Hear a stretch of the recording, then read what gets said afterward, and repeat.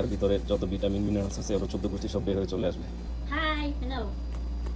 She is জিনা, she is my কোয়ার্কার। আসসালামু আলাইকুম। তো আমি আজকে পায়া স্যুপ বানাবো। আরবিতে এখানে এটাকে শুরবা বলে। পটটা গরম করে নিচ্ছি, অলিভ অয়েল দিচ্ছি।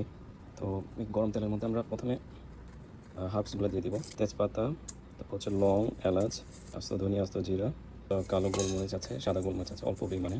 আমি এখানে 2 জনের পরিমাণ বানাবো। একটা কোষ রসুনকে আমরা থেতলে নিয়েছি, কিছু আদা টেবিল চামচের পরিমাণ, এটা হচ্ছে শুকনো লেবু, তারপর হচ্ছে একটা বড় সাইজের পেঁয়াজ। এটাকে প্রথমে সতে করে নেব, হালকা ব্রাউন করে নেব। আপনি চাইলে দারচিনি অ্যাড করতে পারেন। তারপরে অল্প পরিমাণে হলুদের গুঁড়া। তো আমার যেহেতু এগুলো রেস্ট্রিকশন আছে আমি এখানে দিচ্ছি না, বাট আপনারা চাইলে ব্যবহার করতে পারবেন। আমি যে গ্যাসের জন্য বানাচ্ছি বা যার জন্য বানাচ্ছি তিনি এগুলো পছন্দ করেন না। পায়েগুলো আগে কেটে পরিষ্কার করে নিয়েছিলাম, দিয়ে দিলাম পায়েগুলো।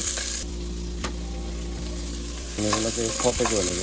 আগে গরম পানি করে রেখেছি, এখানে গরম পানি আছে, এটাকে 4 ঘন্টার জন্য রেখে দিব। আর যদি সময় কম থাকে, ধরেন 1 ঘন্টার মধ্যে যদি কেউ বানাতে চান তাহলে প্রেশার কুকার হচ্ছে বেস্ট। প্রেশার কুকারে দিয়ে দিলে 1 ঘন্টার মধ্যে নরম হয়ে যাবে, প্লাস হচ্ছে পায়ের ভিতরে যত ভিটামিন মিনারেলস আছে ওর 14 গোষ্ঠী সব বের হয়ে চলে আসবে। ফাইনালি পায়ের স্যুপটা হয়ে গেছে। এটাকে ছেঁকে নিব। কেনার কারণটা হচ্ছে এটার মধ্যে যে হার্বস অ্যান্ড স্পাইসগুলো আছে ওগুলো অনেকে পছন্দ করে না, স্পেশালি স্যুপের সাথে। তো স্যুপটা ক্লিন থাকলে, ক্লিয়ার থাকলে বেটার।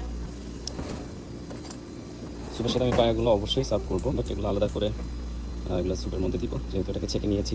হয়ে গেল আমাদের পায়া স্যুপ, আরবিতে যেটাকে বলে পায়া শুরবা, একদম জেলির মতো হয়ে গেছে।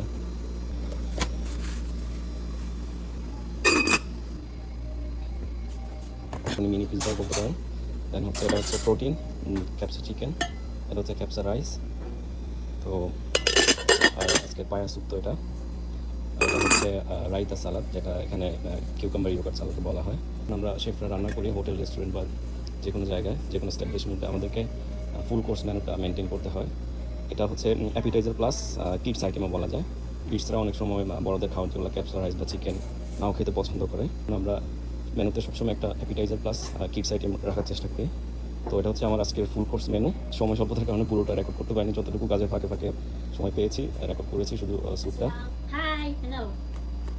শি ইজ জিনা, শি ইজ মাই কোয়ার্কার।